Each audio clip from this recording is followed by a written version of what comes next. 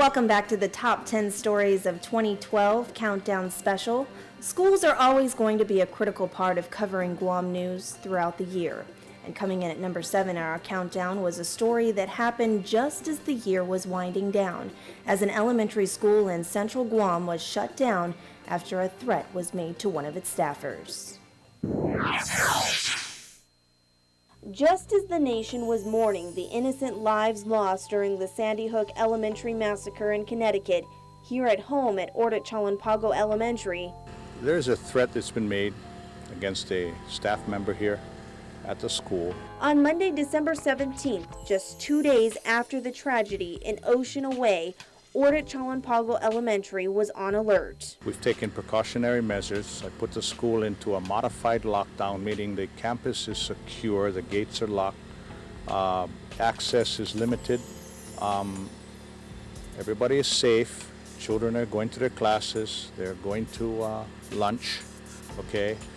Police are present and will be present throughout the day until such time as the threat has gone away. Classes at the school were canceled that week just ahead of Christmas break, meaning students wouldn't return to class until January.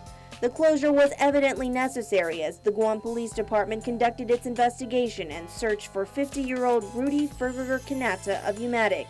He eventually was arrested by Guam police on charges of terrorizing, use of a deadly weapon in the commission of a felony, possession of a firearm without ID, and family violence. The police investigation revealed that Kanata did not pose any threat to the students or staff of Chalan Pago Elementary School, except for one staff member who reported that Kanata allegedly threatened he would kill her. The decision to close the school was based in part because of Kanata's criminal history dating back 2 decades. He's currently being detained on $10,000 cash bail, waiting for his case to go through the judicial system.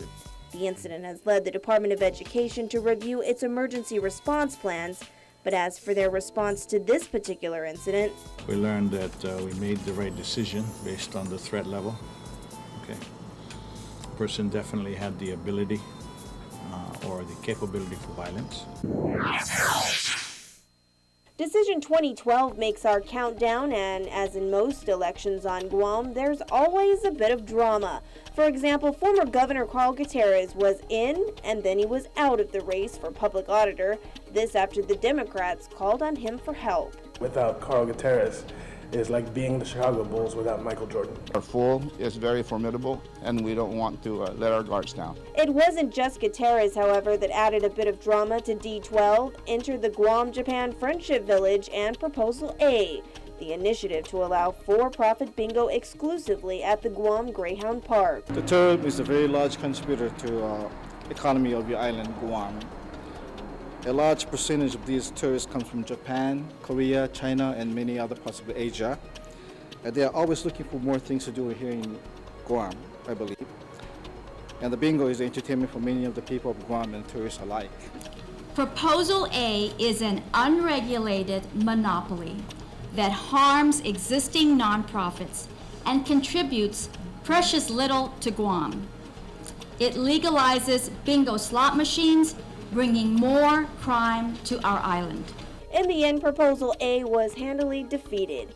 And not to be upstaged by the nonpartisan elections, the partisan races had their share of limelight. Take, for example, the race for mayor in Umatic. After losing in the primary, Dean Sanchez released a set of DVDs accusing then mayoral candidate Johnny Kanata of illegal activity.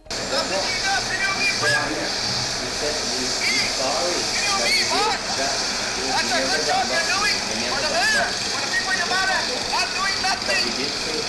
Only me. I want me to be a star. How do you go do something for the village rep? Kanata eventually won the election for mayor of Umatic.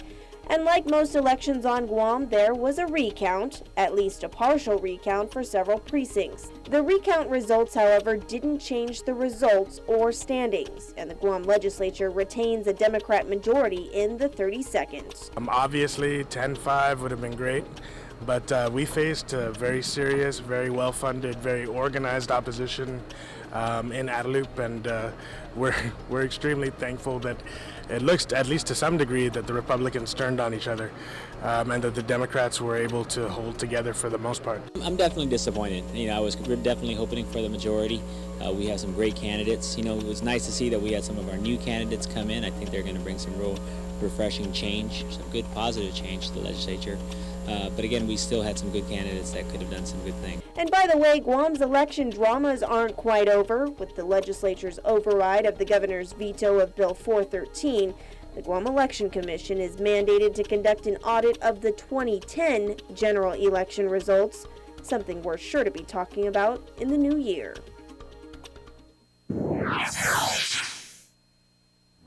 The military buildup dominated a big portion of the headlines in 2012. It was former Joint Guam Program Office Director John Jackson who kicked off the early part of the year, dropping a bombshell.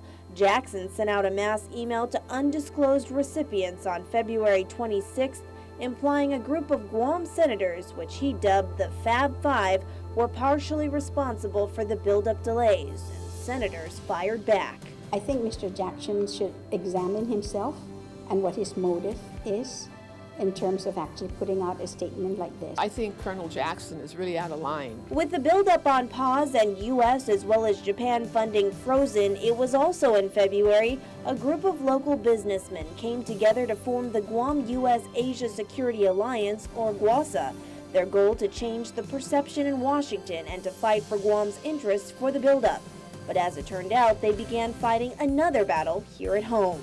And they just thought that Guam was give me what I want as opposed to what we need directly for impacting the buildup. For Carl Peterson and others to say that it's the legislature that's responsible for the buildup pause, they're absolutely wrong. The biggest blow, however, came in April when the United States and Japan announced revisions to the 2006 agreement, which outlines the realignment of military forces in the region.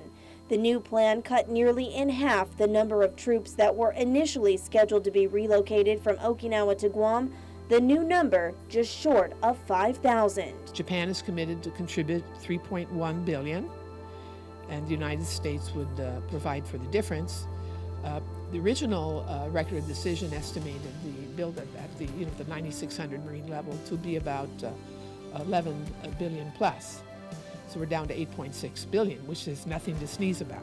The announcement of the smaller buildup led to a public scoping meeting for a supplemental environmental impact statement, as well as renewed debate over where the Marines' live fire training range should be situated. One, is it necessary to have a 50 caliber range here on the island when we already have Marines moving in and out? They're going to be here on a rotational basis. And two, all the land figures they have, what model are they using? It's been over a year since they've said that they have a different model for figuring out where a bullet may go, but they haven't applied that model yet. The draft SEIS is not due out until 2014.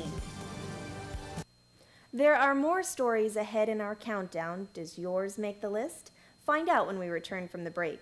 But first, we pay tribute to our island leaders who passed away this year.